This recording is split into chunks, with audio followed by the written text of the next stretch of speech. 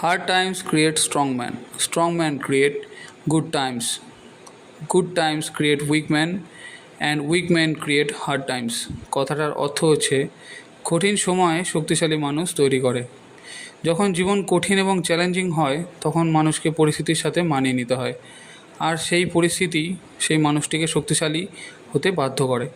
শক্তিশালী মানুষ ভালো সময় তৈরি করে। শক্তিশালী মানুষ তাদের অভিজ্ঞতা অধ্যবসায়ের মাধ্যমে একটি স্থিতিশীল এবং সমৃদ্ধ পরিস্থিতি তৈরি করে। ভালো সময় মানুষকে দুর্বল তৈরি করে দেয়। যখন পরিস্থিতি সহজ আর আরামদায়ক হয় তখন মানুষ আরামে আয়ুষে অভ্যস্ত হয়ে দুর্বল হয়ে পড়ে, আর সেই দুর্বল মানুষগুলোই কঠিন সময় তৈরি করে।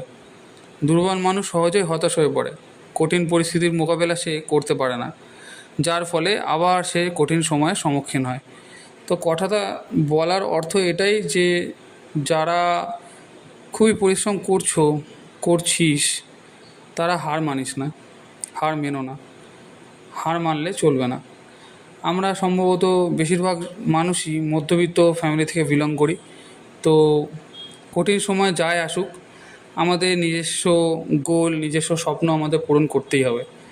তো হার না মেনে চলো নতুন করে শুরু করা যাক। Thank you.